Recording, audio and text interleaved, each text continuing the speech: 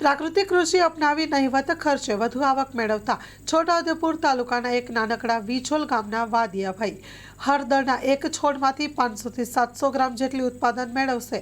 સમગ્ર ખેડૂત આલમને પ્રાકૃતિક ખેતી તરફ વાળવા આંગળી ચીંધે છે. છોટાઉદેપુર ગુજરાત ફર્સ્ટની ટીમ છોટાઉદેપુર તાલુકાના એક નાનકડા ગામમાં રહેતા અને પ્રાકૃતિક ખેતી કરી તમામ ખેડૂતોને પ્રાકૃતિક ખેતી તરફ ઉંગલી નિર્દેશ કરતા રાઠવા વાદિયાભાઈ પાસે પહોંચી હતી. આ રાસાયણ ખેતી, જૈવિક ખેતી અને પ્રાકૃતિક ખેતી વચ્ચેનો ભેદ અને તેના ફાયદા અને ગેરફાયદા જાણી પ્રાકૃતિક ખેતી રૂપી ભાથું પીરસવાની તક ઝડપી હતી. મારું નામ રાઠવા વદ્યાભાઈ પિલ્યાભાઈ, ગામ વિજોલ, તાલુકો જિલ્લો છોટાઉદેપુર. પહેલાં અમે રાસાયણિક ખેતી કરતા હતા અને જૂની પદ્ધતિથી ખેતી કરતા હતા. 2011-12થી આત્મા પ્રોજેક્ટની અંદર જોડાયા બાદ ધીમે ધીમે સજીવ ખેતી આવ્યા. સજીવ ખેતી પછી ઓર્ગેનિક ખેતી પર આવ્યા અને ઓર્ગેનિક ખેતી બાદ હવે પ્રાકૃતિક ખેતી પર આવ્યા. 2019થી મેં પ્રાકૃતિક ખેતી કરતો થયો છું અને પ્રાકૃતિક ખેતીની અંદર વરસાદની અંદર મેં સોયાબીન અને ડાંગર કરું છું.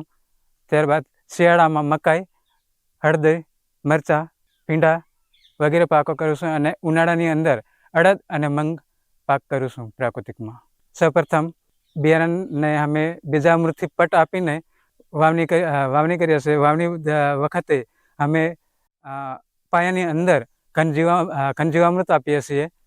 ત્યારબાદ પછી 40 દિવસ પછી અમે જીવામૃત આપીએ છીએ. હવે જીવામૃત અમે ઠાડિયા પદ્ધતિથી ઠાડિયાની અંદર જીવામૃત છોડી દઈએ છીએ. જ્યારે પણ જીવાતની શરૂઆત થાય ત્યારે અમે વિવિધ પ્રાકૃતિકના આયામો, જીવાત માટેના આયામો છે એનો અમે ઉપયોગ કરીએ છીએ. હવે ગયા વર્ષની મેં ઉનાળાની ખેતીની અંદર મકાઈનો પાક મેં કર્યો હતો, જે મારો એ પણ 1.5 એકરની અંદર જેવો હતો અને એમાં મારું બિયારણ 4 કિલો મેં વાપર્યું હતું અને એમાં મને 40 થી 45 મણ જેટલી મકાઈ પાકી હતી.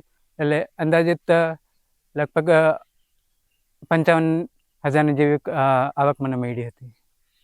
વરસાદની અંદર મેં સોયાબીન કર્યું હતું, એમાં મને ખર્ચો 1600 જેવો થયેલો હતો અને 35,000 થી 40,000ની આવક મને મળી હતી.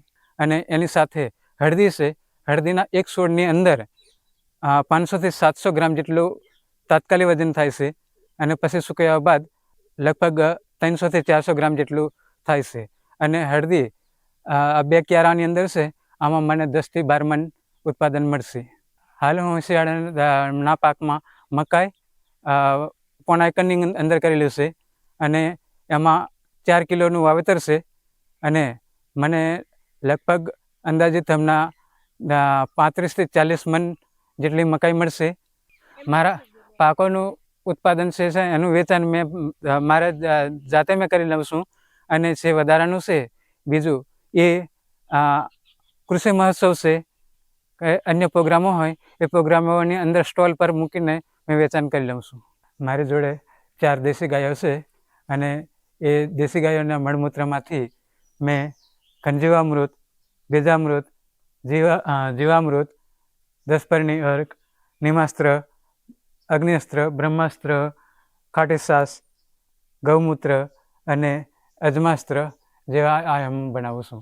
જીવામૃત બનાવવા માટે દેશી ગાયનું ગૌમૂત્ર 10 લીટર, દેશી ગાયનું ગોબર 10 કિલો, 1 કિલો ગોળ, 1 કિલો બેસન અને 500 ગ્રામ જેટલી રાફડાની માટી અથવા વડ નીચેની માટી લેવાની છે 200 લીટરની અંદર.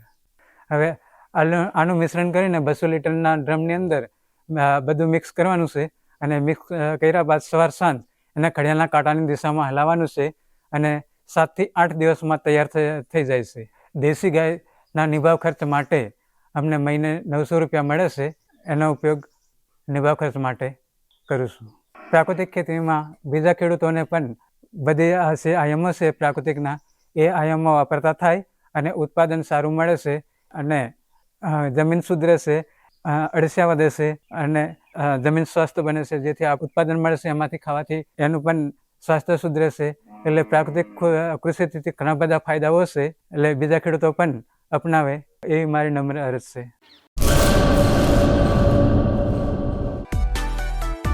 માં motor driving, safe and sure driving.